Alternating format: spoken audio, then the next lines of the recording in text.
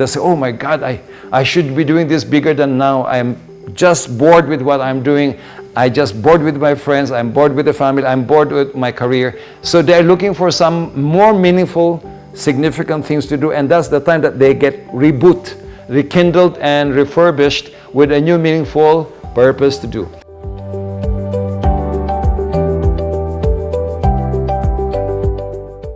Welcome to another Conscious Conversation with Master Delpe. I am Charo Santos-Concio. I used to be the Chief Executive Officer of ABS-CBN Corporation. Currently, I am an executive consultant and I sit in the board of ABS-CBN. I am a mother of 2 boys and a grandmother of 4 wonderful children. And I also do acting on the side. Anyway, good evening, everyone. Good day to the rest of the world. Welcome to another Conscious Conversation with Master Delpe. Master Delpe is an internationally known guru who wears many hats. His background has the best of Eastern wisdom and Western knowledge. He is a spiritual master, miraculous healer, martial arts master, world expert on meditation and 8 types of yoga, humanitarian, social transformer, engineer, philanthropist, spiritual entrepreneur, and author of 12 books. He has traveled to over 100 countries and has healed over 400,000 people globally. Master has dedicated his life to training students globally on spirituality, healing, balanced life strategies, and leadership through wisdom and conscience. So, without much further ado, here he is, Master Delpe. Thank you very much, Charo. Thank you very much for allowing us. Good evening, Charo, and thank you for hosting us. And I really appreciate your time, your contribution to this group. We have more than 18 countries participating, and I'm so proud to also present to you, to a lot of people around the world, that you are our icon in the Philippines, the most popular actress, and also a multimedia officer, executive of a very high degree, and I salute you for giving us and gracing our occasion. And thank you, Rory, for also mediating in this process.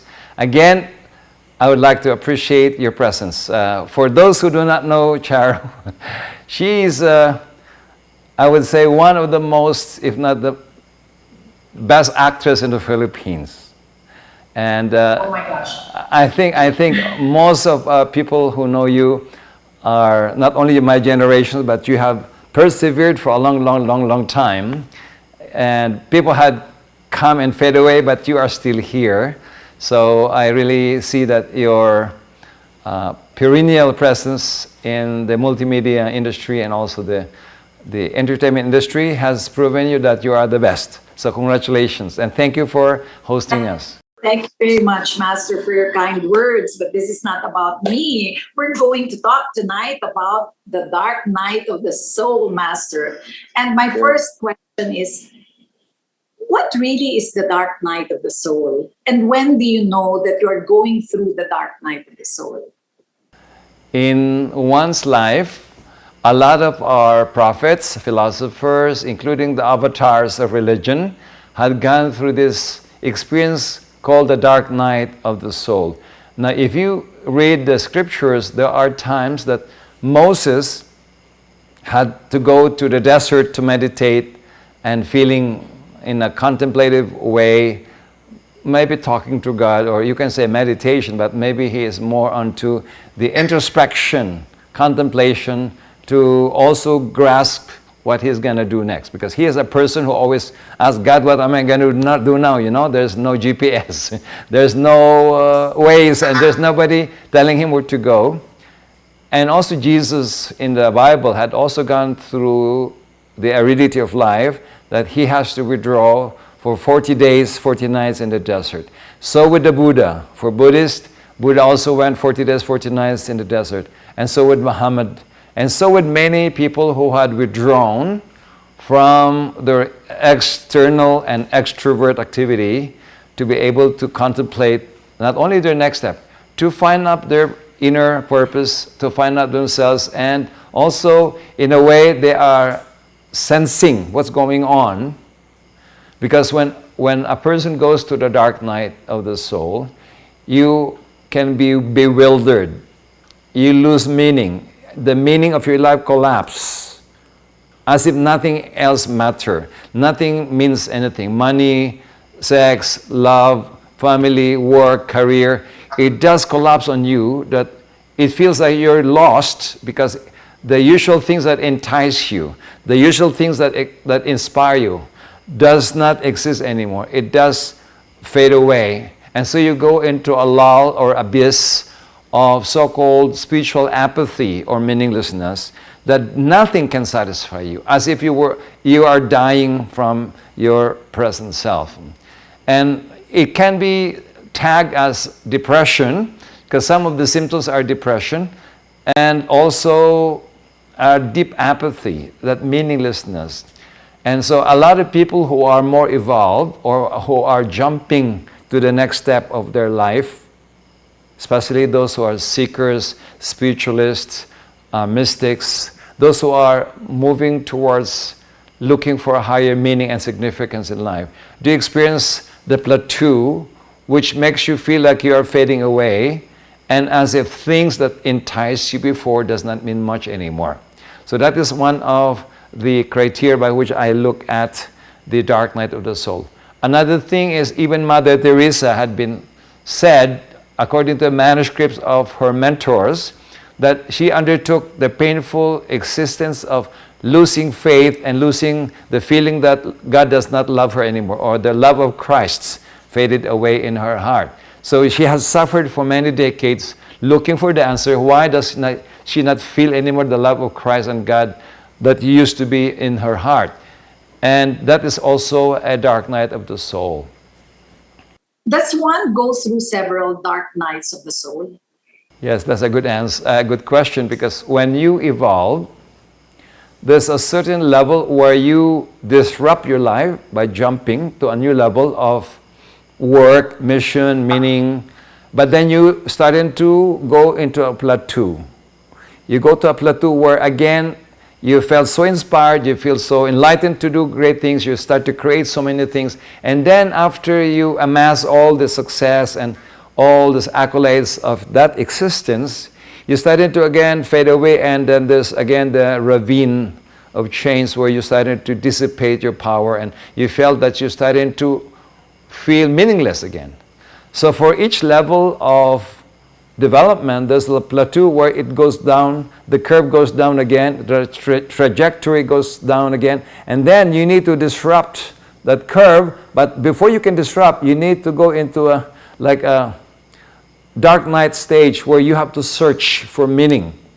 That is where you can jump again to disrupt. So there's a few disruption motions where you go down in trajectory of meaninglessness again after you achieve that level, and then you have to find a new meaning again, a new purpose, and a new significant thing to do. So when people are in the path, they can start as starters.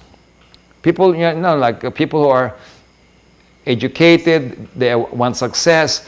After you succeed, you want another level of success, another million, another billion, or so on. So you go into a plateau of just expanding on the same horizontal plane.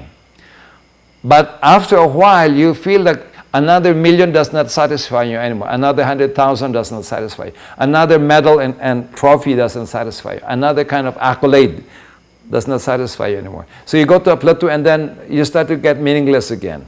So from success, you need to go back into a next disruption, which is maybe a life of balance. Because you can succeed and fail in other areas of life. So you're starting to succeed and fade away, and you have to move up again to another level of purpose, or you have to repurpose your life to a level where you have a better significance by being balanced in your life. After you achieve that balance, you plateau again. And then you get down again in the hill of insignificance. Then you are looking now for a mission to fulfill yourself. So from success to a life of balance, and then you go down. From a life of balance, you get imbalanced again to look for another mission, another purpose. Then you are looking for significance to fulfill yourself. Then you go up again to the life of fulfillment. But after you fulfill yourself, then you get bored again because you achieve your purpose and your mission. Then you go down again, and then the next one is a life of enlightenment. So there are at least 4 stages for a life of success, or a life of mundaneness or mediocrity, triviality, to become more significant, to succeed. From the life of success, you go into a life of balance. A life of balance, you go to a life of fulfillment of your higher mission. And then from there, you achieve this plateau where you get flattened again and you curve, and then you have to go now into the life of enlightenment. That is where many stages happen. Now, even in the life of enlightenment, there are again different levels of enlightenment. And you get, every enlightenment has the same curve to go up. It's how it is. I went to a lot of them in this life, you know. Listening to you, it seems that it never ends. I mean, the search for meaning and the search for enlightenment never ends. Is there a correlation between soul and ego, soul and personal unconscious? Okay, and in the teachings of the revered Carl Jung and many philosophers and others, they have the term for the psyche, which is the conscious part of yourself, but there's also the ego, which is the conscious part. Now, in the aspect of the personal unconscious is those total experiences that you are sometimes mixed with many things, and there's sometimes part of you that has not awakened yet, so it's called unconscious part. But there's also the collective unconscious. Like in humanity, we have a total depository of consciousness that belongs to the whole humanity. You are part of that integral of that. You do not own that part, but you belong to that bigger genetics and bigger morphogenetic field of human consciousness that's called collective. But there's also the transcendent unconscious, which is the bigger aspect beyond humanity, like the earth, the higher beings, and so on. So I will not have time to explain that because that would be part of maybe another subject. But if you look at the soul is, to most people, is the higher unconscious. And there's called the transcendent unconscious, which is the spirit.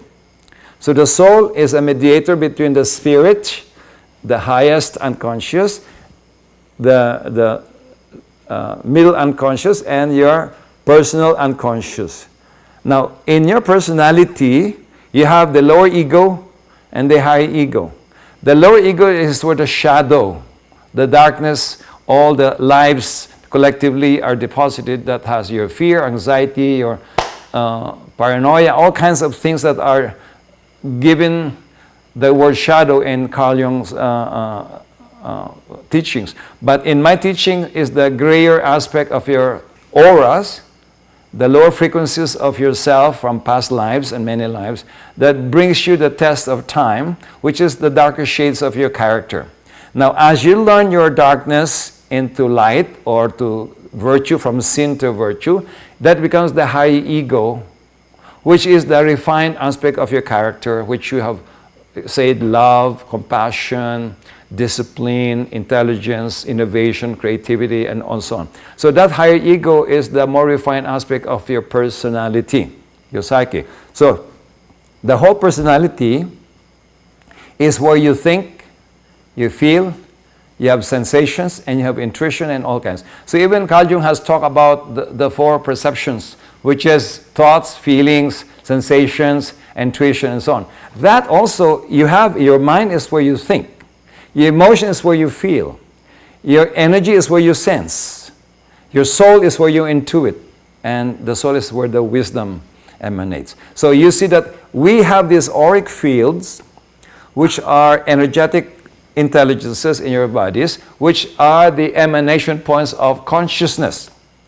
Mental consciousness, emotional consciousness, energetic and sensation consciousness, and the physical consciousness. Beyond that is your personal unconscious, which is not discovered by most people, called the soul. And this is where the dark night of the soul happens. Because when you evolve to a new level, you fill up that substance with light. Experience is light. Your thoughts are light. Emotions and feelings are light. Your sensations are light. Your wisdom are light. So this light substance that goes to your auric field when you experience things emanate the substance of light. Now, when you maximize that substance of light by your personal experience, there's a light that is absent in things that you have not experienced. So when you expand to a high level of light or frequency, there's a point where you maximize that light of consciousness that you have not done yet. It's called the uncharted territory. It's a consciousness which you have not tapped, which is still unconscious because you are not conscious and aware of that level of intelligence or experience. So when you reach that point where you maximize your development to that specific level, you will not see any more light, and so you just feel darkness. That is again the dark night of the soul, where you don't have any more light beyond that experience. Now, when you again found a purpose where you can express that significance, you found a coach, a mentor, you had experienced the loss of loved ones, or you have been bankrupt and you learn from it, or you were betrayed and you forgave and you become more, you have developed the muscle of forgiveness in your heart. So that fills up that new void that is missing before, and you again fill it up with light, love, and power. But then at a certain level, there's no light again above that. They cannot expand beyond where you have expanded. That is again another dark night where you don't feel again the light, or you feel that you are not experiencing anything anymore because you have apex, your expansion of consciousness. So these are the relationship of your ego experiencing the dark night, but it is the soul that is imposing that dark night for you to search for meaning. It is one of those that you can jump to a high level of search, because when you do not know anymore about what's happening, you surrender. Your ego surrender, okay. Or you can say, God, I surrender. Thy will be done. Please help me now. Or you can say that, oh, I wish I have a spiritual guide to give me a meaningful explanation of what's going on with me. I lost myself, or I don't feel any more meaning, or I don't feel anything to do with anything anymore. I don't enjoy anything. And you become introverted. So one of the significance that you can see is you can be an extrovert and you become an introvert during that time. So you see the classification of coloring on extroverts and introvert is not fixed. You can be extrovert, even an actor, actress, broadcaster, you become an engineer, you're a happy person, you're a comedian. And when you get stricken by the dark night of the soul, you start to withdraw and you become so-called antisocial. You just want to be alone and just want to do nothing, and you don't want to go to the party, and you don't want to talk to anyone, you don't want to tell jokes, and you become introverted. So you can be an extrovert and you become an introvert when you go to the dark night, because you become reclusive. That's why most of the prophets go to the desert, or Moses went to the Mount Sinai to meditate and contemplate. That's where he has revealed the next job. So most of these things are experiences which are imposed by the soul for the ego and the psyche to experience this lull or void or this spiritual apathy, where you're starting to ask questions. It's not when you're happy, when you're successful, when you are gifted with so much talents that you are going to jump. The jump happens when you reach the apex and you experience the dark night of the soul and you become minimal, meaning you feel empty. You feel nothing. You're starting to feel that you are meaningless and you're nobody. You're starting to question your existence, that I thought I was great, I achieved this one, but now I don't feel anything. And then you're starting to question. And that's the time, the most powerful thing is you become a spiritual seeker. Looking for answers, looking for a teacher to explain the thing, looking for books to read to explain your existence. And you're starting to search for meaning by educating yourself, by learning new things, unlearning things, and relearning things, and then you found the path. That is again the jump. And then you are happy that your purpose has been repurposed to a new level of significance. So, if you ask me, what's my purpose? I said it's a moving target. Once you find it, you achieve it, you have to move to a new level, and you have to relabel your beliefs. You have to destroy some of your obsolete thoughts and so on. And you have to find yourself again. Master, listening to you, I see that going through the dark night of the soul is a very spiritual journey. However, excuse me, you mentioned earlier that it is also like going through depression. And when one goes through depression, there's a lot of anxiety, feelings of helplessness, restlessness, sleepless nights, not wanting to eat, uncontrollable sobbing, etc., etc. So I just want to clarify, what is the response? What is the initial response, therefore, to a person who's going through the dark night of the soul? Isn't it a therapeutic one before a spiritual one? Or is it both? Okay, most people who go to this dark night of the soul doesn't understand what they're having.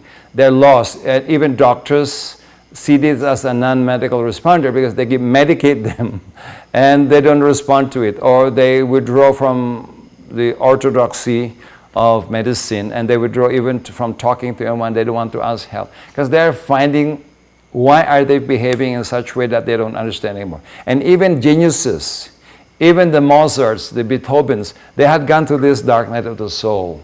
So you see, now at first it looks like a physical depression because you're starting to feel that you don't have appetite to eat, you don't have the appetite to dress up. If you're used to making up, you don't even to look at your face and so on. So you're starting to withdraw, and as if you are a rebel of some kind because you're starting to oppose your old rituals, your old friends and so on. You don't want to talk to people as much as before. So you feel that this is like an antisocial behavior. So definitely, if you have a wife or husband who sees your behavior, they might whisper to the other doctor friend of theirs, say, hey, can you please check up my wife or my husband? He's a very antisocial. Something is wrong with her or with him. And he's not even eating well, he's not sleeping well, he doesn't want to talk as much as before, and he doesn't want to have romance, and you know, all these complaints from the spouse or friends or the family. So the person is starting to misbehave, and it looks like it is a depression or anxiety. And so some people medicate them if they were advanced children. There are children who are advanced soul, or teenagers who are advanced souls, who go to this dark night and they don't even know that they are dark night. They think it is a depression, so they medicate them heavily. And since it's not working, they medicate them more with higher doses because the first dose is not working. They still knock down until they become like a zombie because they are over-medicated. So we have to be careful on even children or advanced soul children because they can go to the dark night of the soul and become meaningless, and they rebel, and they don't want even to go to school and so on. But we will see if this is physical depression, psychological depression, anxiety, or it is a dark night. They are different in terms of energy. Since we are gifted to learn how to look at energies, I will scan the center of the crown, the spiritual center of a person. If that is active and the person is depressed, the person is not physically depressed, it is probably the dark night. If the heart is active, the spiritual center is active, it means to say the person who is feeling low is not because of the lack of energy and the lack of love and the lack of spiritual impulse. It is that withdrawal of the soul for you to search, which is different in depression. In depression, if you become abnormal in many things, you don't want to go to school, you don't want to work. But when we look at the energy of these people, they are really lack of energy and they are really depleted. And there's no inspiration, there's no metabolism of thoughts, emotions, energy. So the difference between physical depression and the dark night is the spiritual impulse of the person is still high, even though they don't feel good. The other one is everything is low. So that person needs physical, psychological counseling, or they need a healing for that level. And to me, it's easier to heal those people. I can heal them in like 10 sessions or 15 sessions easily. But the dark night needs maybe 30 to 33 sessions of 3.5 months or so, because it is a transitionary phase where the soul wants to change something. Physically, their diets, their emotional makeup, their belief system, they collapse the meaning of their own genius, so they're starting to change careers, or they're starting to withdraw from society and become a different career or a different kind of person. And sometimes this happens abruptly, that the person cannot anymore handle it, so they need help, not only a therapy or counseling. They need to increase the awareness of the nature of the soul. Why is the soul needing them to change? So this needs a lot of spiritual counseling, a lot of energetic healing, and a lot of education to show them that the soul's wish is for you to grow from a successful business person to become a seeker. You need to study books, you need to study and attend seminars, you need to meet a spiritual coach who will explain to you your energy anatomy of your consciousness. So there's an energy anatomy of consciousness that we measure, the chakras or energy field or the aura, that we look at the person, whether they have depression, or they have suicidal tendency, or they have a spiritual apathy that lost meaning because of the dark night of the soul. So the aspect of the soul is very much involved in the dark night of the soul. The other one is just more of the ego having depression. Both needs energetic work, both needs advices and counseling, but the other one is more of looking for a significant purpose to do that is greater than before, so that they will stretch the consciousness to become active again. If you do not get a jump start on the consciousness to give them more meaningful things to do that is higher than before, this person will not feel at ease, they will not feel at calm, because they are not being stretched to the next jump. The jump is what they need, that jarring, that shock therapy, they say, oh my God, I should be doing this bigger than now, I'm just bored with what I'm doing, I just bored with my friends, I'm bored with the family, I'm bored with my career. So they're looking for some more meaningful, significant things to do, and that's the time that they get rekindled and refurbished with a new meaningful purpose to do. This one, they need a lot of healing and therapy and counseling. Sometimes they need medication, or they need nutritional supplements, or they need a vacation. Both of them need a vacation. But this one needs a sabbatical vacation that will find themselves, to find a new meaningful existence. We have a question here, Master, from John Torres. Does going through a dark night of the soul experience a necessary human process or journey towards wholeness as a human goal? Very good question. The dark night of the soul is a very necessary ingredient of enlightenment. You do not just get this if you just want success. You can be successful, you get bankrupt, you feel bad because of losing money and you losing your partner, they betrayed you. Okay, that's not a dark night. That is sometimes caused by naivete, triviality, you do not prepare and you have lack of skill of action, or you do not choose the right business partner. That is not a dark night. If you get bankrupt, you get divorced, maybe it's not because of the dark night, it's because you have karma to pay and you made a mistake. Now, in the dark night of the soul, you don't make mistakes to make you into the dark night. You are doing great. You are a good person. You can be a good person. You can be a good server. You can be a priest. You can be a nun. You can be a Mother Teresa. You can be Beethoven. You can be Mozart. You can be Moses. And then you apex. You maximize your development and you don't have any more light behind that, because there's nothing more above that. You have maximized your development to that level. It's called initiation of the soul. So when you apex your development and there's nothing more to desire, there's nothing more to aspire for, then you don't feel inspiration anymore, because you have no more substance to be inspired, because you have maximized and fulfilled your purpose. It's like when for example, you are so hungry and you want Chinese food. And you order so much that your eyes are bigger than your stomach. And you ate so much egg fuyong, chop suey, all these things. And you ate so much, and what happens after you overate? Your desire is finished. They give you another Chinese food the next hour, you don't want even to look at it, you don't want the smell of it. Then offer you again the next meal, you don't want. So it's like that, as if you are oversaturated with something that you have been working for and you just graduated from that. Then it's necessary to jump. The jump is only possible when the soul withdraws its power from you, from the ego, so that you will feel humbled down. Because if you were happy, if you're successful, if you are so active and joyful and with gaiety and whatever, you don't have that feeling of needing anything else except, bragging yourself, your achievements. You have to go to a humble state, an empty state, to be filled again. Like your cup has to be emptied, then you fill. If your cup is full, you can be putting more water, it's just overflowing. Same with people who are happy and arrogant and have overachieved things. You give them new things, they don't care anymore because you are associated with so much. It's like gluttony of things.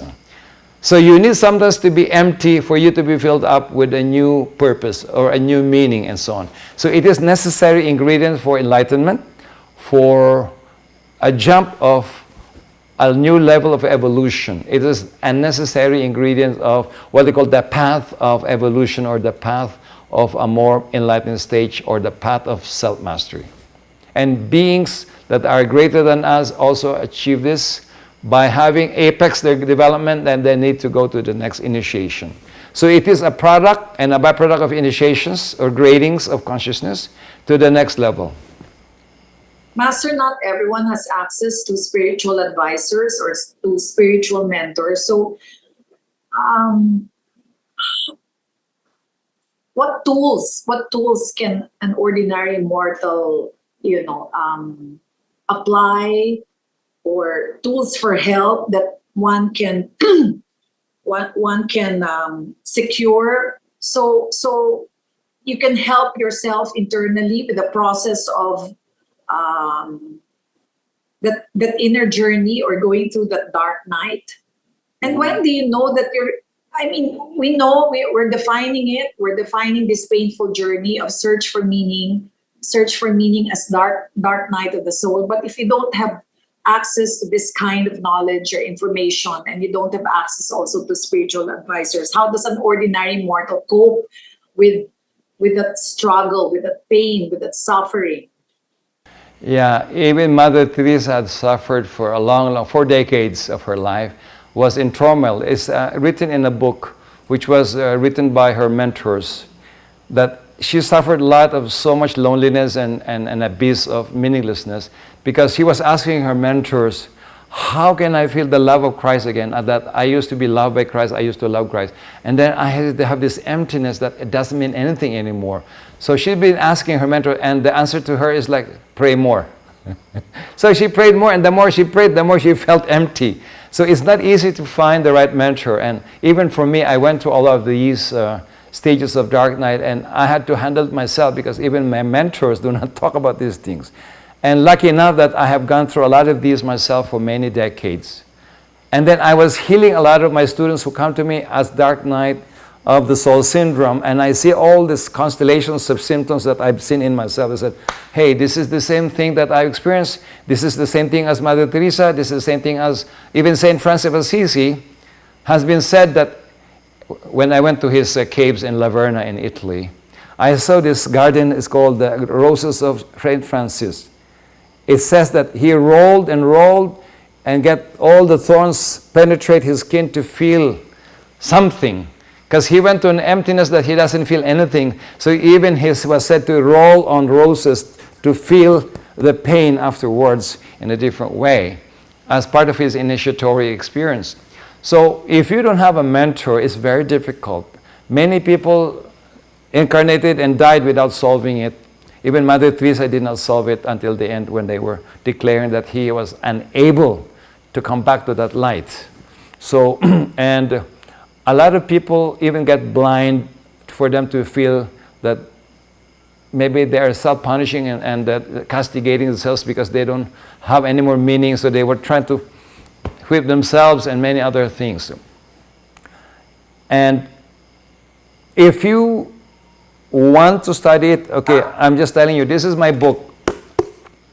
And you can find it in my website, masterdelpe.com, and you will find many of the things I've done to so many people, their testimonies, and all things that I've declared, how I healed them and their own years of own sufferings, and how come they were lost and struggled, and all this predicaments they have undertaken until they have found me and my techniques. And immediately in a few months, they are back to that flying high with all the things that they want to do in life. So discovery. Secondly, you have to find a healer who understands the dark night of the soul syndrome. Because the syndrome is not one symptom. It is a constellation of many symptoms that are not understandable by the template of medicine or DSM-5 or 4 in the psychological manual. It's not there. That's why I call it the dark night of the soul syndrome, because it is not a fixed symptom that most of the medicine would medicate. As I always say, you cannot medicate loneliness. You can medicate probably sadness and maybe a hormonal depression, but if you were lonely because you are yearning for something higher in your life, you cannot medicate the yearning. You can numb the person's feelings of not having hormonal responses to the yearning, but you cannot heal the yearning until you find what you're yearning for. And people are yearning something they don't even know what they're yearning for. They don't even know what they're looking for. They don't know where to go, how to do things, and they just like getting more empty and emptier, and as if they are dying like a candle being melted. And I've seen this in many people before they came to me.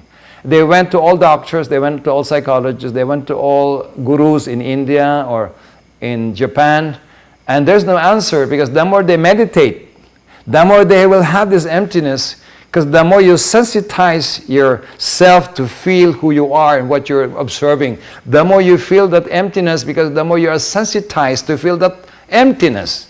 So having a self-awareness on that mindfulness and so on will make it worse, because when you meditate and become sensitive, the more you feel that emptiness, because you are not subjected to this inner sensitivity that you feel everything that you are feeling in one instance. Compared to when you're busy. That's why most people would go busy. They are overworking, they go to do many things. So sometimes people hurt themselves, sometimes they drink, an escapism strategy just to escape that feeling of dying without physically dying. And that's why a lot of people go to alcohol, they go to drugs. A lot of teenagers are looking for hurting themselves, going for drugs, because they cannot numb their sense of deep loneliness that is like falling into an abyss of darkness. That's why a lot of teenagers who are more advanced soul, they need to be understood that they are not depressed. They are only in the dark mode where they need to express their highest potential and purpose. That is not the same as what parents want them to do, or what the school psychologist wants them to do, or what humanity wants them to do. Sometimes they are purposely born to do something greater. And that's a problem, because we go to a template of the normal psychological profile of children and youth, and we put them into that box which does not belong to the more advanced soul. As you are a more advanced soul, you do not belong to the box of humanity's mainstream life. You have to go outside the box. And then you have to go do other things that are not normal. And that is where you find meaning in most cases. And even people have to resign from their work before retirement just to do something different, because if they continue another 2 years before they retire, and they are like, say they are 63 and 62-year-old retiring at 65, my God, that is like killing me softly type experience, because another 2 years of feeling that every day, that dreaded feeling that you wake up and you don't want to go to work. You feel like you are dying and you don't want to even to go to work, and you don't want to meet your clients. You don't want to talk to anyone, and you start to have to smile because either you're working in a hotel or you're working in a hospitality business. You have to force yourself to smile and say, how are you? How are you today? And yet your feeling is like, oh, you want to run away at 5 p.m. and just be alone somewhere else. And this is happening to many people today. I talk to many people who are higher executives or high net individuals. They are very bored. That's why they keep on drinking to numb their feeling of losing themselves. That's why we have to really understand this one as not only a phenomenon, not only a hypothesis, but as a science by which I have already studied deeply and have healed so many people about it. And so my sharing to this group today is not because I authored this book and selling it. I have to help people who are in trouble because they will not find it in medical intervention. You cannot medicate the abyss that you feel when you're yearning for something you don't know. It is not a depression.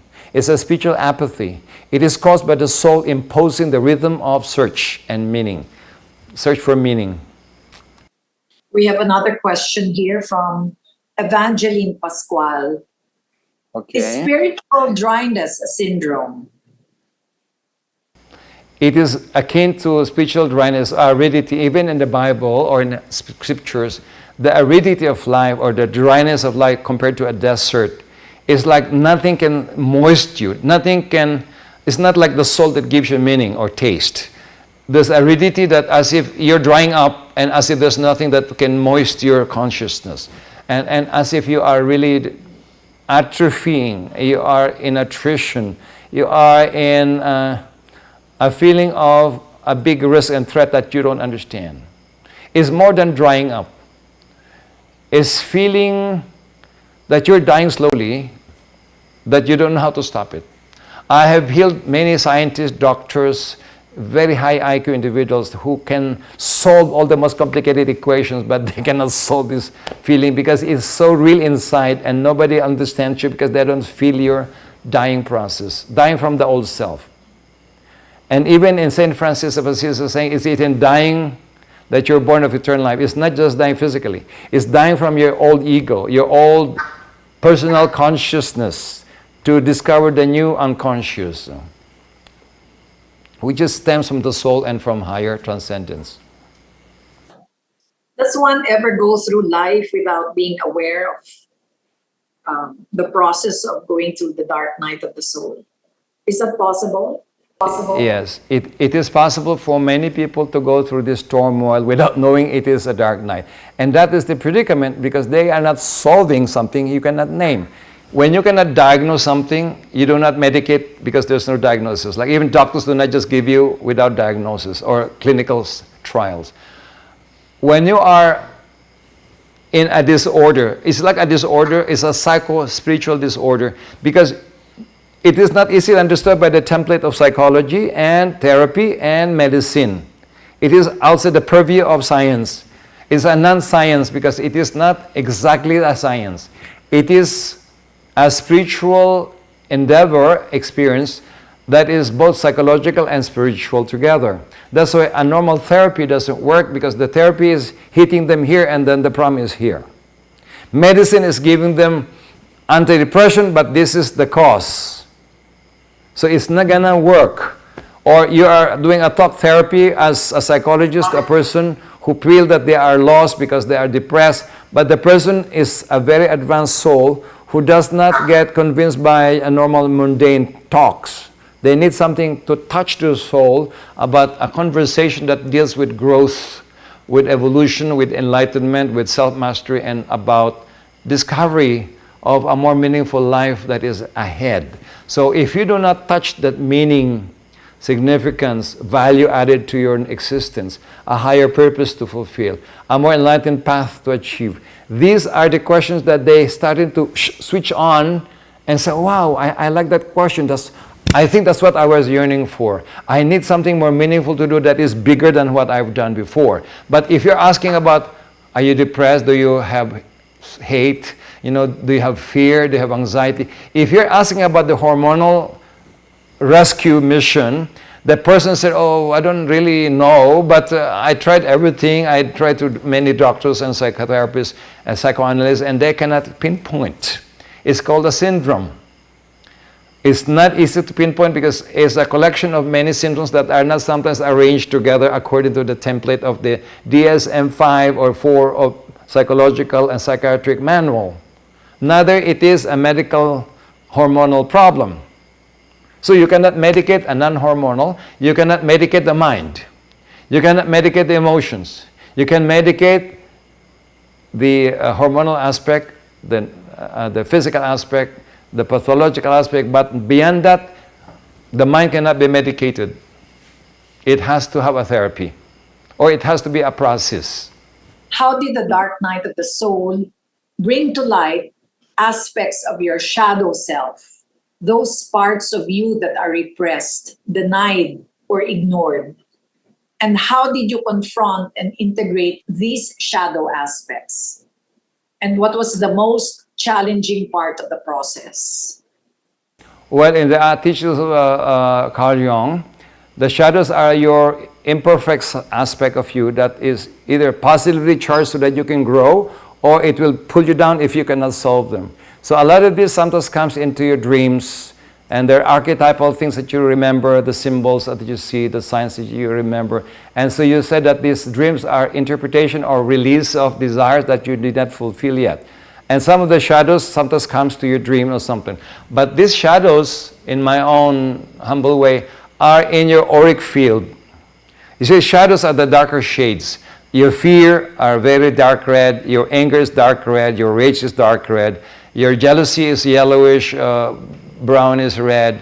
There are colors of the shadows. It's not just dark shadows. So if you are jealous, the energy of jealousy is different from the energy of rage. Or hatred is even darker than rage and anger.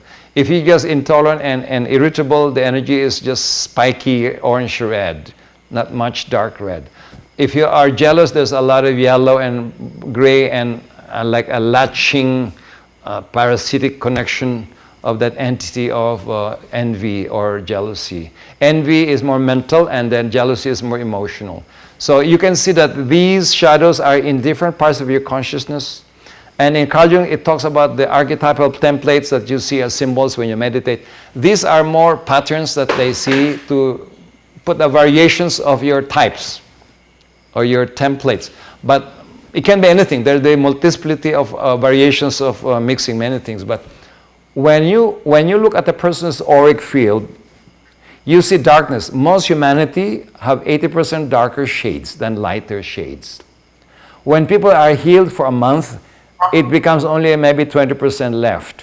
That's why healing the energy field is so important, because it removes the veils of shadows and darkness that is circumventing all the purposes that which the soul gives, but it is trapped in that veil of illusion or imperfection or something. So that one has to be peeled off, so that the true light of the soul that comes in, that personal unconscious, should be discovered to be conscious when these darker shadows are peeled off or removed. So as a healer, that is what I do a lot to patients, because you talk to them when they're angry, they will just give you and blame everyone in their life. So they're in the blame game. So I will first remove those darker shadows and energies of anger and envy or jealousy, so that when we talk to the person, it is the true self, the true nature that is talking, not the angry self, which is part of the ego or the psyche of anger. So when you do therapy, sometimes you need years for them to upload everything, and that takes a long time.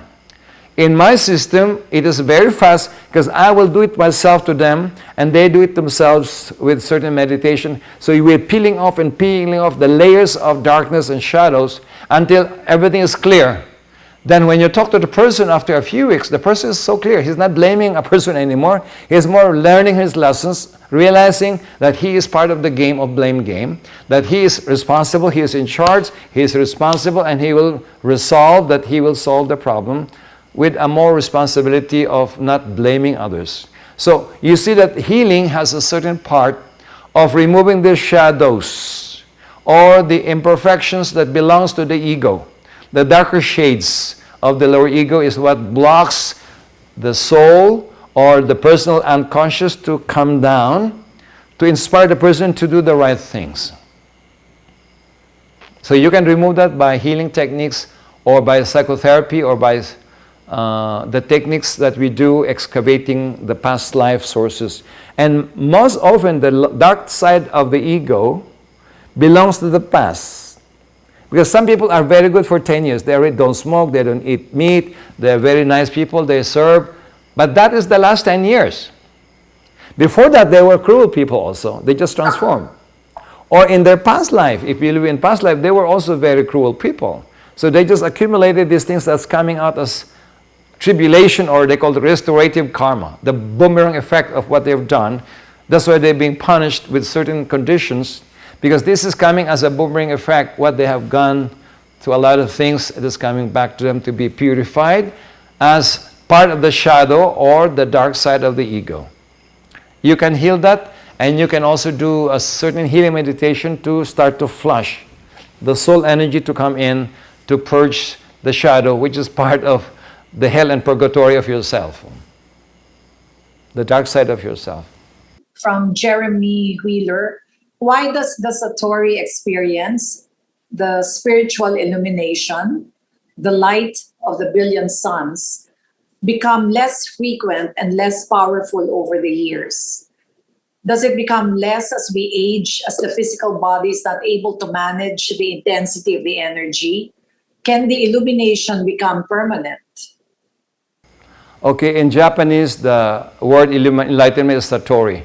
And most of them, like the Zen monks, they usually focus on their navel, have closed eyes, focus on one point, and they do it every day for a few hours every year until they found their feeling of Satori, or enlightenment of becoming one with all, and they become part of their essence. So that's Satori. Now in the Indian system and Nepali system, in the Trans-Himalayan system, you have to have an enlightenment through called Samadhi.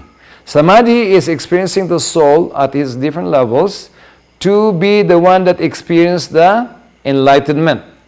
In the Japanese system, the person physically has to experience the enlightenment. So there are two different enlightenments. In the Satori of the Japanese, in the Zen monks and the Shaolin monks, they have to experience it in the physical level.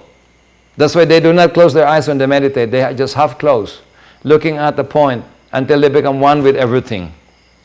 So when they experience that one with everything and they become the suchness of whatever everything is, or the nothingness before you become everythingness, that is Satori to the Japanese system of enlightenment.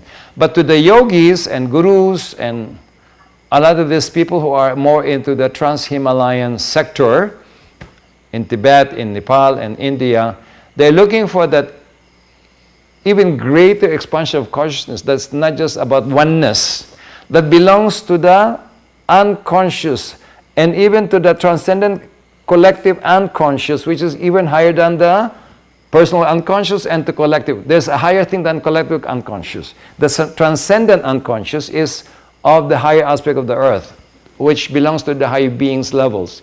So when you experience that, that is called samadhi, or inner contemplation and oneness, and called divine oneness, or bliss. Not happiness, not joy, bliss. So when you experience that, you feel the singularity of oneness with fusion to all. So you say, oh, I experienced the divine all. And not only love, but the divine all. So when you experience the divine all as the equivalent of Satori in the Japanese system, you experience that you become one with all and there's nothing more to ask. Why? You are all. You are part of divine God, the divine substance. And so that is where you graduate at a certain level. There are higher grades of transcendence. Transcendence is not fixed in one point. There are different levels of enlightenment. There are different levels of transcendence. There are different levels of transcendent unconsciousness. So when you become a master, the master's experience of the time Jesus was crucified is the fourth level of transcendence. Then you go into ascension, a resurrection, this is fifth.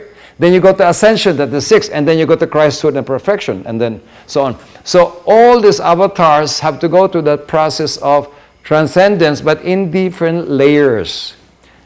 So that different layers of transcendence, you discover a new consciousness penetrating that next unconsciousness. So I want to grade the consciousness and unconsciousness in two different palatable grades of vibration and light and intelligence. So the shadow of the fourth level, for example, is the darkness of below the fourth. So once you transcend the darkness of the fourth, you become the fourth. And then you have to transcend again the darkness of the fifth by being the fifth. There's another layer of sheets of darkness which precedes the next level of development. Therefore, once you go into such stillness, that your stillness pervades your aura and your consciousness, you become a sponge to feel the suchness where you reached. The suchness is different grades of enlightenment and substance and intelligence, because everyone is subjected to the different levels of expansion. So when you subject yourself to different levels of expansion, therefore the expansion of a master is different than the saint. The saint is experiencing the soul. The holy beings are experiencing divinity. See, two different levels.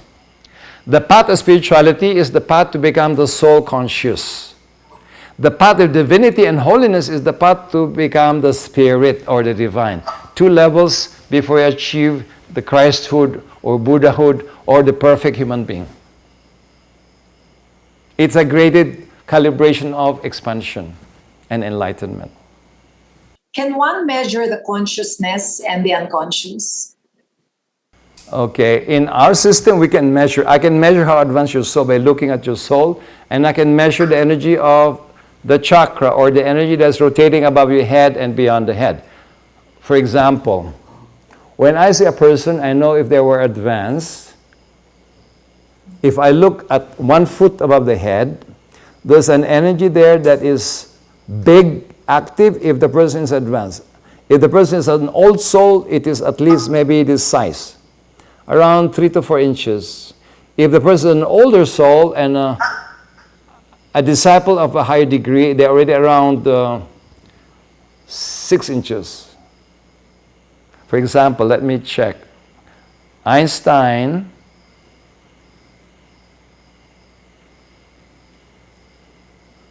has already that much. It's around 6 inches above the head. This is not the crown, huh? This is the crown center. That's the crown that you see in saints. That's a halo. There's 1 foot above the head that is the chakra or the energy of the soul, which you start the soul. So Mother Teresa, before she died, as big as Einstein also. Let's say Tesla, the old scientist who discovered AC, electricity, before he died,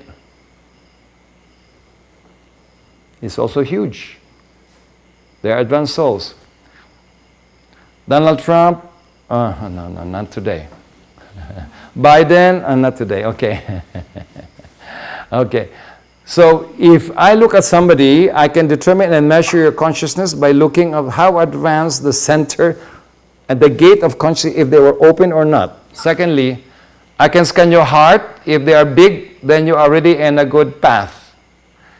If your mind is strong, I can scan that the energy here is strong, that mental consciousness is measurable. If your creativity is high, your energy in the throat is active. If you are a psychic or a person with ESP, I would see that the energy in your forehead is active. If you are more spiritual, benevolent, altruistic, I will scan the energy in your crown is active. Or if I want to measure how rich you become or a potential money or wealth transfer, I will scan the base of your spine, and I will see if you become richer or you stagnate for 5 years. You can measure that. Or if you find a partner in business and you ask me, can you please scan the person if he or she is a good alchemy for me to get richer in 5 years if this person is my business partner. I will scan your money energy and also that person and check in 5 years if you have expanded that money energy or you have depleted.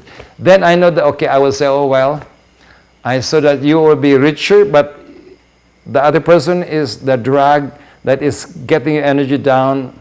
If you were alone, you might be better than if you have to have that partner, because the energy depletes, so the mean average, your big energy and small energy will average you to become in the median. So I sometimes advise people that be careful. This person is good maybe for 1 year, but in 5 years he will be bankrupt and you get also affected. So something like that.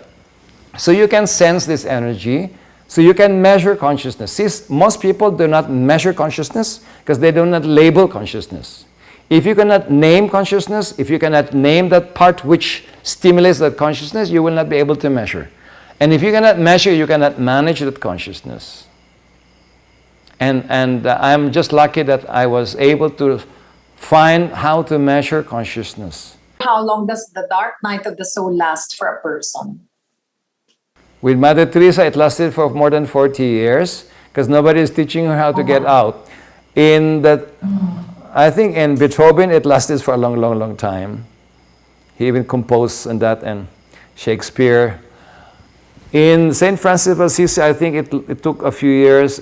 In Jesus' time, it took 40 days, 40 nights before he reclaimed back. In Moses, it's also 40 days, 40 nights on the Mount Sinai.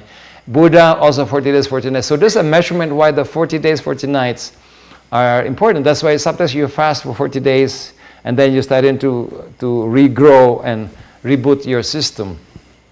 But if you have a very powerful advanced healer who understands the mechanism of consciousness, your soul mechanism, the personality and the ego and so on, it is not difficult to reboot you, but there's a mentoring piece to it, there's a healing piece to it, there's a search and doing homework, there's a character building to it and so on. So when you do the curriculum on dealing and managing and healing the dark night of the soul, it is not going to last for 6 months. You will reboot. But in most cases, my students, before they found me, they took 2 years to 5 years before they even have a sense of knowing what is going on. In my case, it took me a few months to understand what's going with me, because I lost meaning in many things after a while, and then I have to be experimenting and doing many things. Even my mentors did not talk about this when I was studying with them. That's why I said I would do everything to help people to reboot if needed, because it is not easy to find a therapy for the dark night. There's no medication for it, there's no vitamins to it, there's no sun and water and therapy to it. It is a soul therapy that you need to engage by getting in touch with your soul. And how to do that is another thing. Now, there's a saying in Christianity that, be still and know that I'm God. Be still and know that God. If you can just still your mind and still your emotions, you will see the answer. The problem is how to still your mind to even listen to that inner voice. That is the problem why people are going for meditation. The problem is they teach you how to meditate by forcing yourself not to think. Think that you're not thinking. So the more you think not thinking, you're thinking. And it takes time to be quiet. So I have taught many people how to be still in just a few minutes. Would you want to experience it? How do you become so calm and switch off your stress and anger in a few minutes? How do you become still so that you can listen to the whisper of your soul? Or be still and know that I am God essence. Would you want to experiment?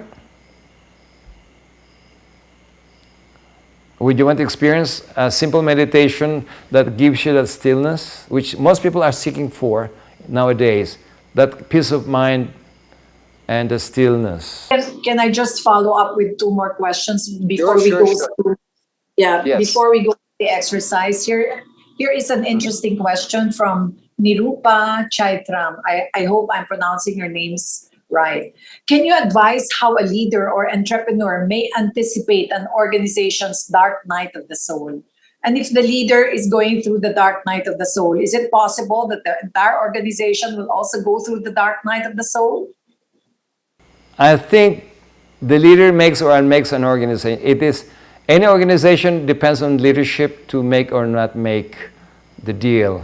So if the leader is having a dark night, the organization can be in trouble, because the organization will not be focusing on their goals because the leader is not focused. So say in executive meetings or in board meetings, the leader will not be focusing on the real goals. They're focusing on cutting short things because they're not interested to listen. They're not inspired to look at the problem. They're not inspired to grow the organization. They are more focused on their inner codependency of escapism, to just go home and finish that feeling of misery or that darkness. So it does affect the organizational performance if the leader or the owner is having a dark night of the soul. It affects, it's like a contagion that affects people's performance. If the leader is not performing, people think that he's lazy and why should they work hard if even the leader is not working hard. So that is the hidden dangers of spirituality and spiritual growth. And that's the hidden dangers of meditation. When people meditate a lot and they want to have only this life as their last life, they are cursing themselves because all their arrearages of karma, all their leftovers of karma that's supposed to be paid in many lives, they will pay it in 30 days. When that happens, it's like a scourge of God happens to you, that all things that you're supposed to be liable to pay in doses in many lives, you're paying it in one go. Can you imagine if you pay your loans in one go? You'll be crushed. And that is why some people do curse themselves when they said, okay, I don't want to live many lives. I want to live one life and finish everything, all karma. I want to be enlightened totally, this and that. Wow. That is an oath of the dark night of the soul to accelerate the karma. Because karma is also accelerated in the dark night of the soul experience because it purges you. So it's not just a wish of the soul to look for meaning. It is also the way of the soul to accelerate purging process so that there's a brighter end result after the purging process. So the person becomes a brighter being to do bigger things and better things. So some of the results of the dark night is accelerated karma, or I call it the accelerated spiritual quotient. Or you accelerate the cleansing process and then it comes through suffering, through loss of loved one, loss of money, legal case, many things that you are supposed to pay gradually, you're paying it in one go. That's why dark night of the soul is not just about the feeling of being lost or being in a spiritual apathy.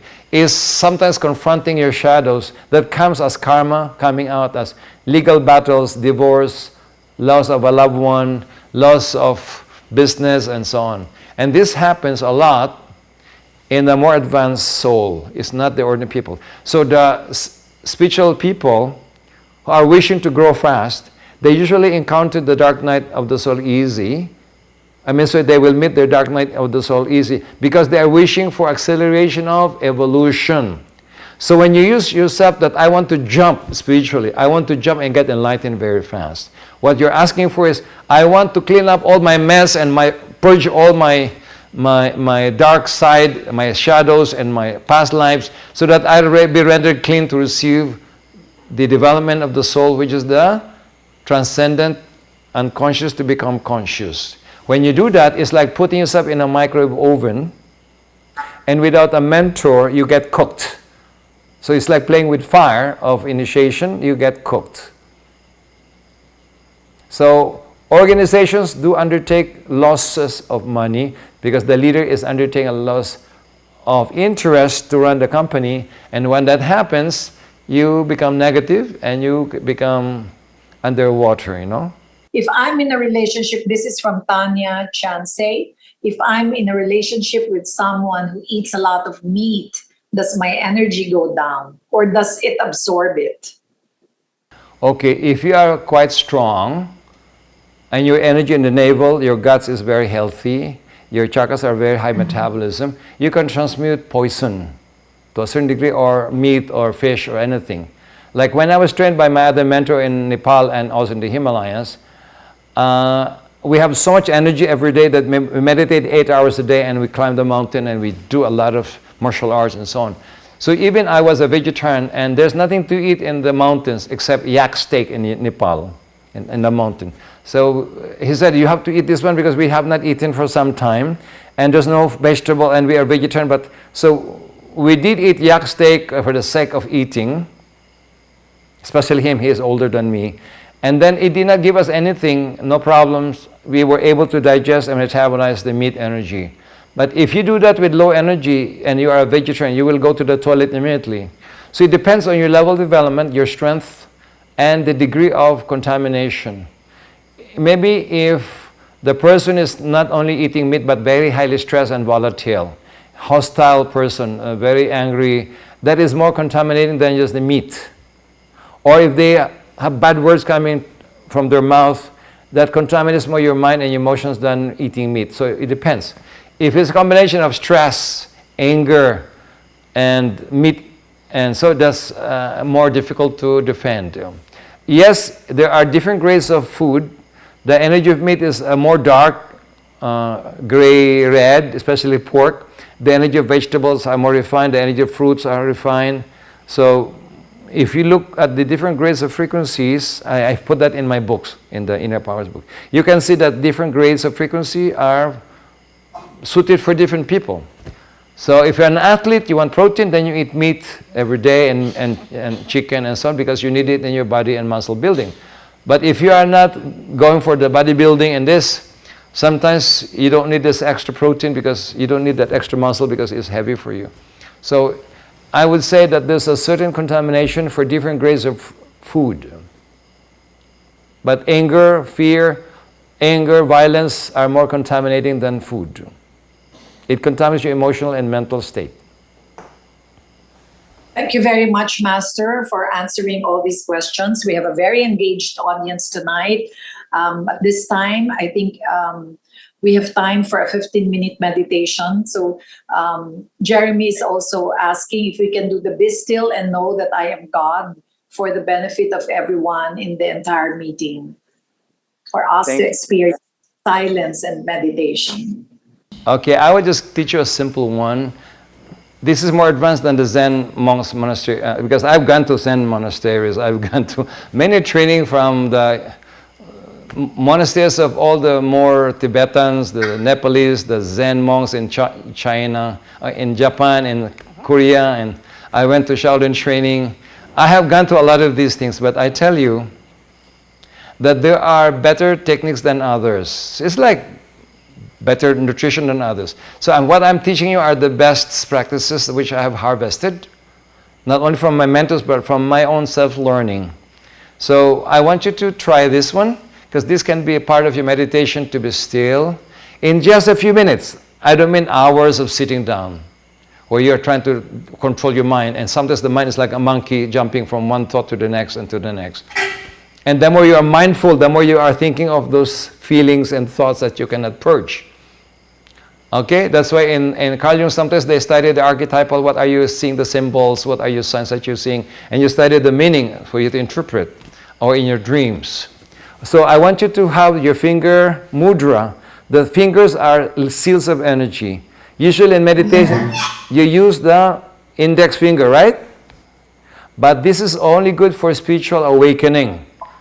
It decreases your material energy. So if you overdo this, and you do a lot of meditation, you become so spaced out that you don't want also to work because you're starting to be a space cadet. And so that's the danger of meditation, using this mudra all the time, especially in the lotus position. So I want you to try the middle finger mudra. The middle finger mudra is so important for money. So if you don't have money, do not use the index finger to meditate. You use the middle finger. If your husband is not making money, glue the middle finger and let them have it for 2 weeks. This will awaken the material energy. Now this mudra or hand position awaken your money energy, your inner powers energy, your navel and your lower centers. Therefore it's good to have material power and spiritual power together. That's why you need the three. Like eating with chopstick, you know. Index finger, middle, and clamp your hands on your palm and bring it onto your lap and sit straight. You don't have to go to lotus position or sukhasana. These are difficult for most people who are not trained. Just sit erect, put your feet on the floor, and just do this finger position, okay? Now, I want you to oxygenate your blood so that your respiratory center of the brain will have a high oxygen versus CO2. It makes you calm because your breathing comes down and your oxygen saturation is very high. Therefore, you don't have to breathe a lot like in anxiety. It becomes a calm mode, and that calmness leads into stillness. And then as we do this, it also circulates metabolically all the dirty energy in your mind, emotions, and your aura. This is one of the fastest way to clean the aura without having to be a healer. All right? So like this. Chin in, inhale through your nose, exhale through your mouth. Inhale through your nose, mouth. Inhale through your nose, mouth, nose, mouth, nose, mouth. Continue.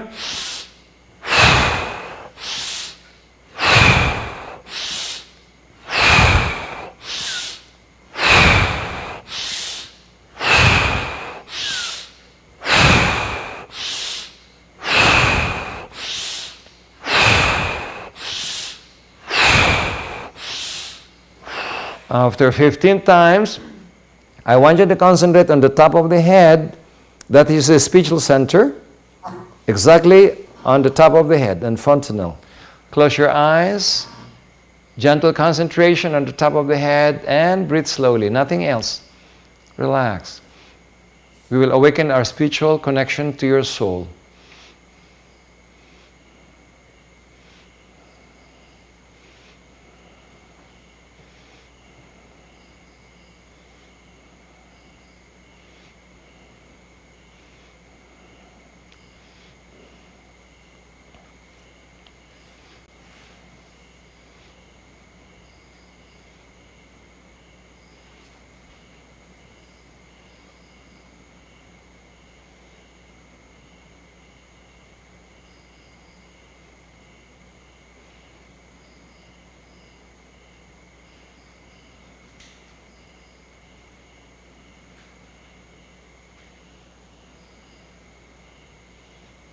Again, synchronous breathing 15 times. Inhale up, exhale down.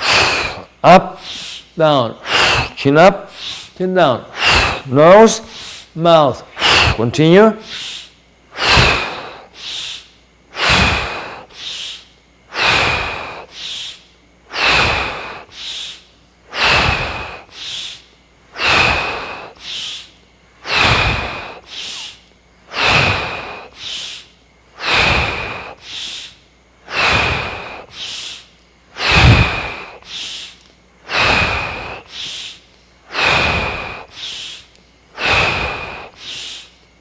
Okay, head straight.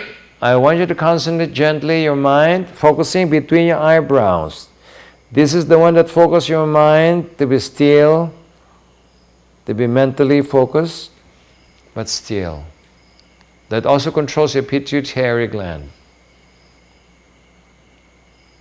Breathe slowly and focus, nothing else.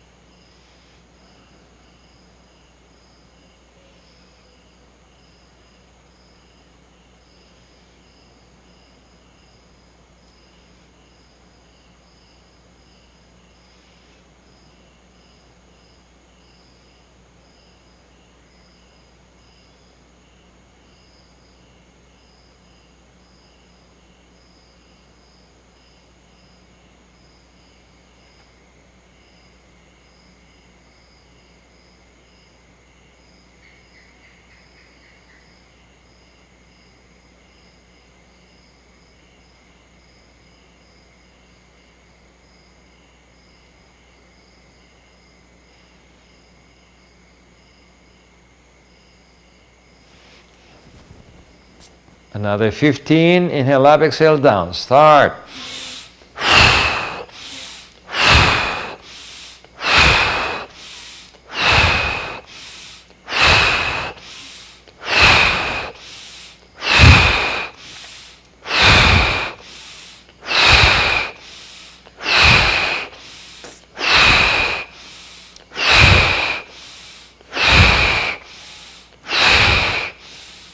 Okay, head straight. Concentrate now on the heart center, your inner conscience, your inner heart. And the center of your chest is the center of emotional intelligence and conscience. Focus there as you breathe slowly, nothing else. Enjoy that inner peace and stillness.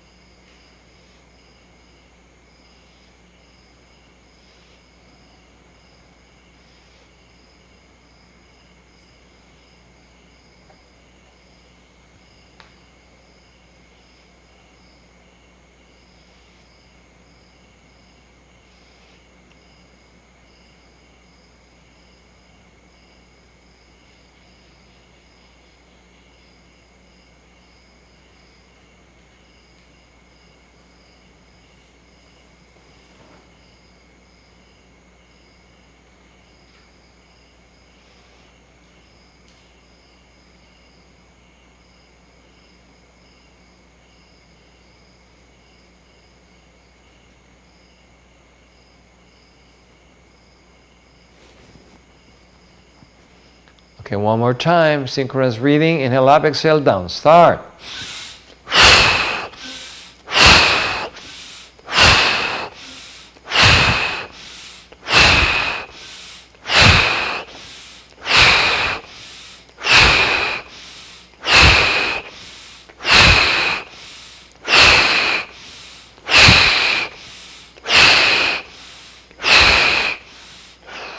Okay, this time simultaneously focus on the center of your chest, your heart, mid-brow, your mind, top of the head, your spiritual soul connection.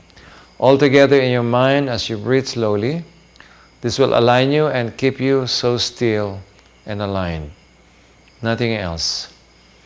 Just be gentle and focus on the 3 points.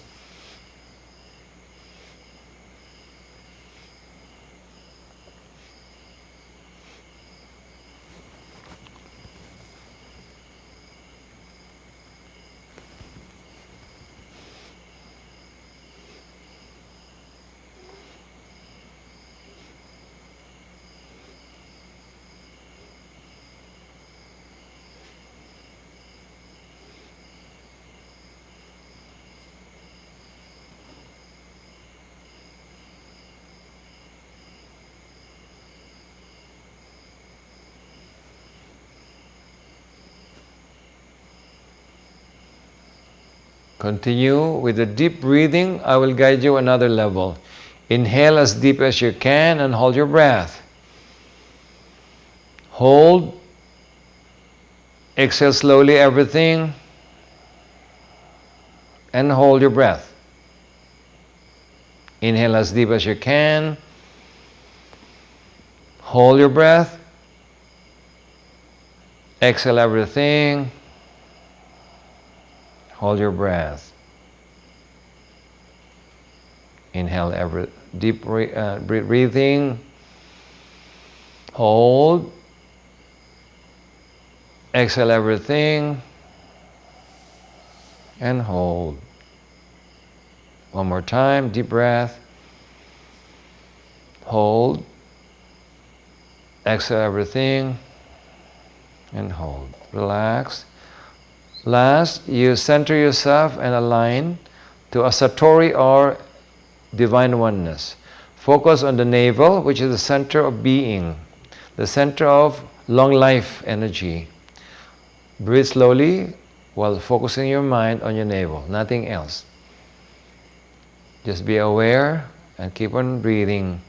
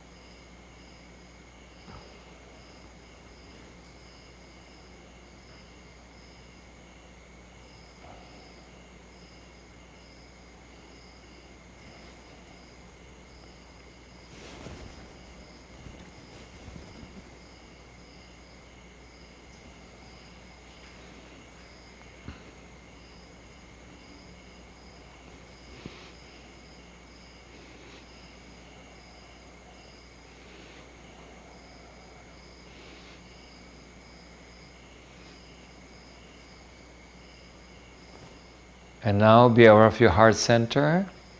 Breathe slowly, feeling on your heart center.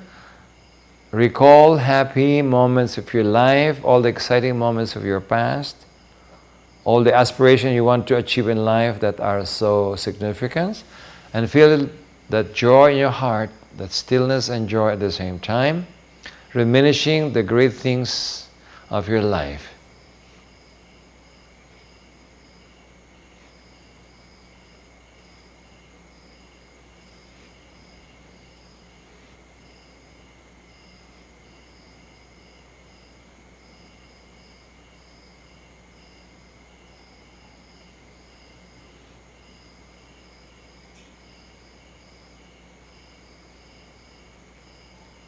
And re-experience those nice feelings in your heart.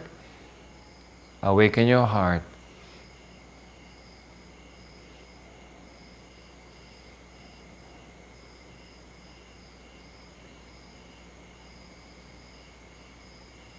I want you to express that nice feelings and be grateful to anyone who really helped your life. Remember anyone in your life who helped you? Express gratitude from the heart as if this were your last time to do so. Sincerely.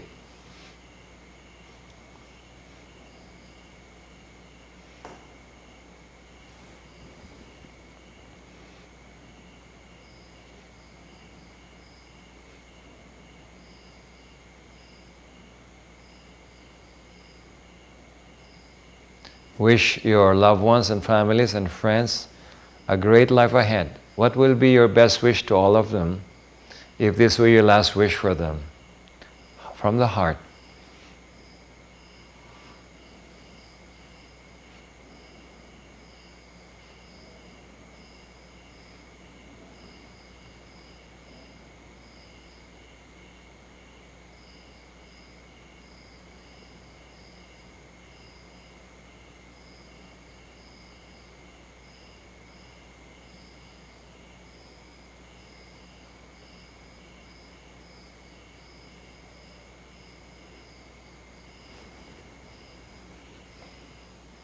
And say something to yourself, appreciating your life.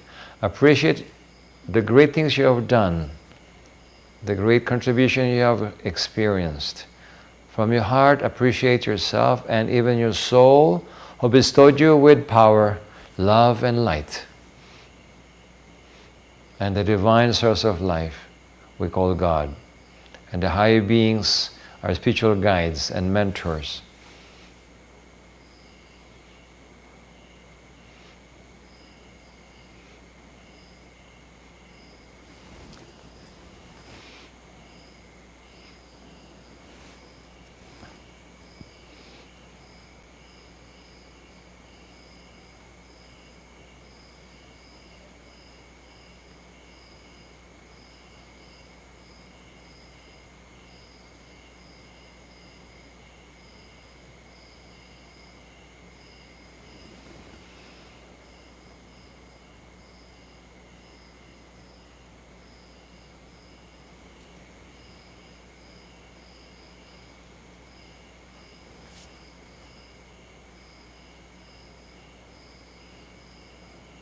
And mentally say, life is great. My life is great.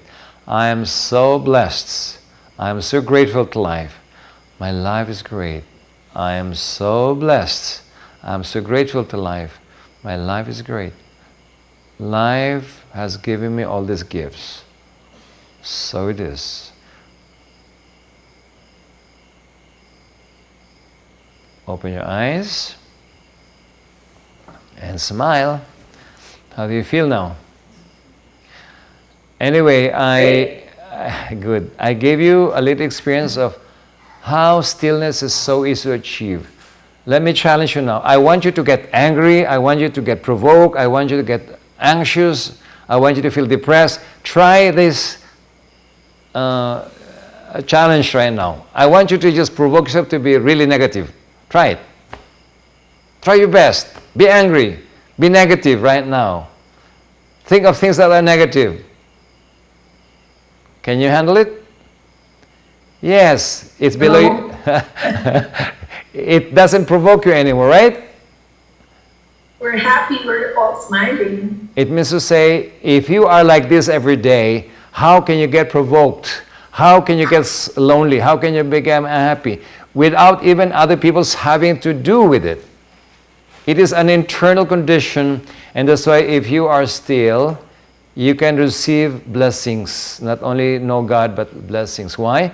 Because your shadows are out, you are purer, you are open, your heart is more open, your mind is clearer, your energy is boosted, and your soul is awakened. Therefore, you are balanced and aligned.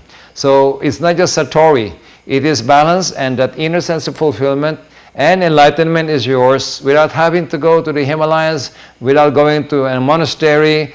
Just become that substance which you are looking for, that divine grace which you're looking for is always available. It's just to know the techniques and a curriculum to do it. By the way, Charo, can I insert something?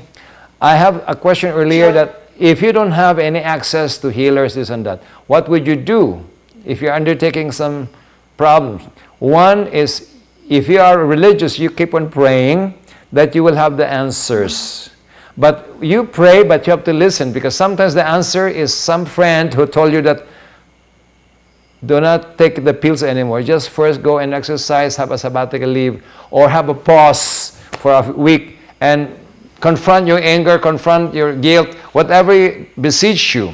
Sometimes the darkness of the soul does not always come in despair. It sometimes comes with anger, because if you are a controller, a warrior type, a ruler type, and you cannot even control your emotions, and so the feeling of loneliness, you get angry at yourself as if you were failed. So sometimes the darkness comes with anger, and sometimes denial also, that you do not need anyone, so you don't want any help. Or you go into a deep abyss of meaninglessness, and you don't want to care for anyone anymore. So this dark night has many ramifications and variations and differentiations.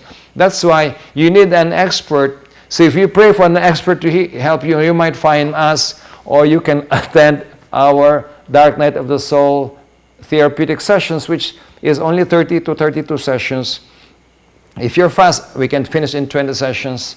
But mostly my experience in healing a lot of these people for many decades, it takes 30 days, 33 days to complete, so that you are a graduate, or you graduate in a way. Secondly is, if you're praying for something, do not only look for science or doctors or scientists. Sometimes the best answers are a natural doctor, a energy medicine doctor, or a healot, a masseur, or somebody that is not always in science. Why do you think that everything is science? There are more parts of our life that are not scientific. Your emotions are not scientific, your intuition is not scientific. So how do we always look for answers that is so tangible? Sometimes the answers are intangible, sometimes they are metaphors, sometimes they are in front of our nose, but we are looking for something else, because if you are scientists, you think that everything is algorithms. You think it's AI, or do you think that another professor, PhD, there's no PhD of Dark Night. I happen to be the master of Dark Night, so you have to look for me in case, or read my book at least, or attend a tele-healing that gives you a boost of energy to, and you remember the peeling off of veils, the shadows, that one. I happen to have every month a tele-healing, which we heal people around the world. So those who are suspecting that you have some problems, either relationship problems, a relationship crisis, or a grief, or a bereavement, or a loss of money, or a financial crisis that you don't understand why. You're so smart and you're losing money. You're doing the same thing and you're losing money. Or you started to get betrayed by your friends or loved ones and so on. There are a lot of things that can happen to you, but sometimes you always hire an expert, right? If you're in business, you hire a consultant in business, an accountant, financial officer. But in the abstruseness of the psychospiritual diseases, the disorder, there's no expert on that as much yet in medicine and psychiatry, because they do not name it yet. So the Dark Night of the Soul syndrome is not named in many books. It is only named in one of the Christian books called the St. John of the Cross, where he had only a poem in Spanish that mentions about the Dark Night, that he was jailed and he was persecuted for not following his superiors, something like that. And so this is like an example of the Dark Night in a poem format in Spanish, the St. John of the Cross. Another thing is sometimes educating yourself on the nature of energy, the nature of healing, the nature of vibration, the nature of the soul, the nature of transcendence.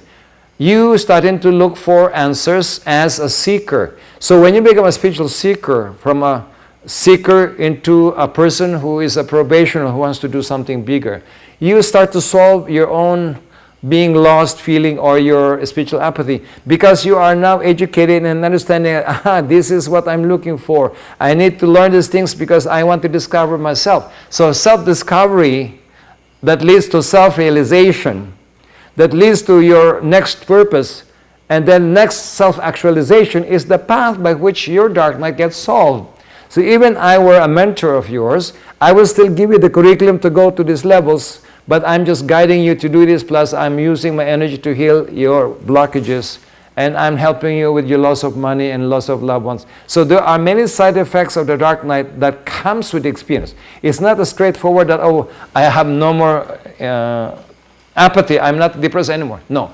Sometimes it comes as you got bankrupt, your loved one died, your business is collapsing, your friends are betraying you. These are not easy to navigate. So you need a crisis rescue to be healed, then a crisis therapy to remove your PTSD, and then you go to crisis management, and then you go to the learning process, and then you get enlightened as you go along. You become stronger and more mature and wiser as you navigate the change. So another thing that might help there, Charo, is you have to develop your third eye. In most cases, when I study many of these prophets, a lot of them, if not all of them, have a similar thing that I see. The third eye is more active than most people because that is the tool.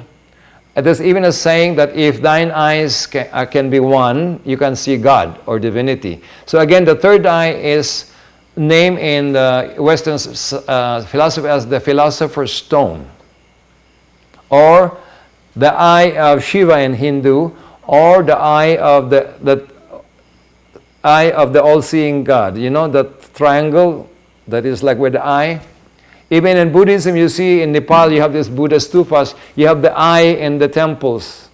And again, I'm very grateful to Charo for hosting us today and giving us a chance to meet her. And Rory for liaising this event. And for my colleagues for allowing the invitation to go to different countries. So this is an international event, Charo, and hopefully that this will continue to give more meaning to our discussions and conscious conversation. I hope that we will meet again in Manila. Anyway, thank you again, and salute to all of you. Thank you for participating and giving us the chance to serve you today. Again, may blessings be upon everyone. Thank you very much. Thank you, everyone. Thank you. Thank you very much. Thank you.